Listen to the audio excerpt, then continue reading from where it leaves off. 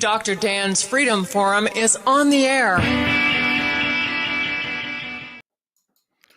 This is Dr. Dan, and this is Freedom Forum Live, streamed every Tuesday evening at 8 p.m. Eastern Time to YouTube, X, Facebook, and Rumble.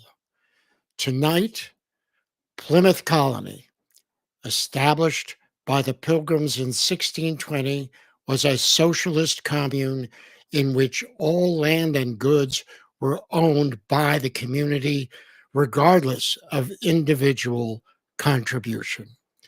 In 2 years, over half the colonists died from starvation or disease. There has never been a successful socialist society in human history. The profit motive of the free market creates the incentive to be innovative and productive. Even though American history is largely sanitized or ignored in today's government schools, most children know that the Pilgrims sailed from England to America on the Mayflower in 1620 and landed at Plymouth Rock in what is now Massachusetts. The Puritans were a small sect of devout Christians who were extremely dissatisfied and opposed by the church and opposed to the Church of England and by the Church of England. About 100 members, searching for religious freedom, fled to Holland. Feeling insecure there as well, however, they voted to emigrate to America. Now, groups who needed money for colonization initiatives were financed by private companies who had equity, rules, and requirements. The Puritans received financial support from the Virginia Company of London and the Virginia Company of Plymouth. In return for funding the journey, the financiers required a 7-year contract during which the survival goods of the new colony, namely food, clothing, shelter, equipment, and all the rest, would be considered common goods belonging to all members. In addition, all profits and surplus commodities became part of the common goods and were to be distributed equally to all colonists and used to pay back the financiers. Now, that's very interesting to all of us, I'm sure, because when you come right down to it, all of this happened 2 years before Karl Marx wrote the Communist Manifesto.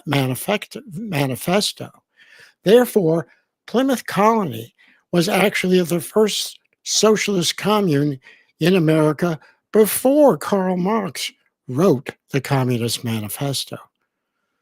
Private property rights simply did not exist in Plymouth Colony, and the common good took precedence over the contributions and the needs of the individual. The Pilgrims landed in Massachusetts in December, the beginning of winter, which proved to be so harsh that only half of the colonists survived. The new survivalists did not have the skills or the knowledge to grow crops in the new environment. Even though the Pilgrims were assisted by local native tribes, the harvests of 1621 and 1622 were not sufficient to avoid serious shortages of food and other necessities. Faced with dwindling supplies and insufficient food, the social problems usually associated with collectivist societies soon developed. Healthy young men were forced to share the fruits of their labor with the old and infirm without compensation. They considered that an injustice. The women had to perform household chores for everyone, not just their own husbands and children. They considered that to be a form of slavery. After 2 years of starvation, injustice, discontent, and grumbling, William Bradford, the governor of Pilgrim Colony, decided to abandon socialism to avoid another year of famine. He assigned each family a parcel of land to grow their own food and to keep the profits from that harvest. Amazingly, colonists who were previously sickly and disabled became productive members of their family enterprise. The corn crop tripled in size. As a result, there was sufficient surplus to export a full boatload of corn and buy out the ownership interest of their colonial financiers.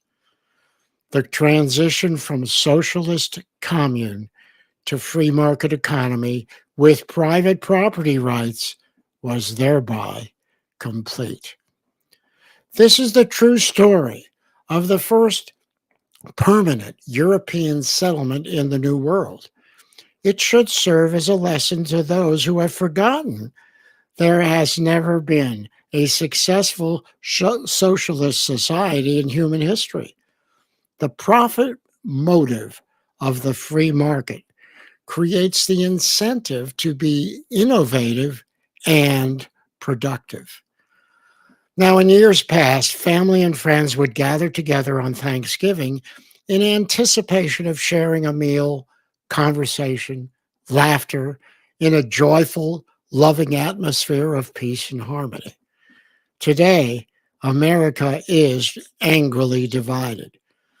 The Thanksgiving dinner, if it even occurs at all, is too often fractured by angry words and accusations when political issues are inevitably discussed. Families become and friends become estranged and lost. 2 generations of young people brainwashed in government schools have never been taught world history and are ignorant of the suffering and death caused by socialist, communist dictators. They think socialism is harmless and means being nice to others. They just don't realize that they are the useful idiots of our time, whose freedoms and lives will be sacrificed if the world elite achieve their totalitarian goals. Perhaps the story and experience of Plymouth Colony would be a stimulating topic of conversation this year as you join with family and friends to celebrate Thanksgiving. It is our obligation to make up for our decades of sitting on the couch and start making up for it by talking about the meaning of freedom.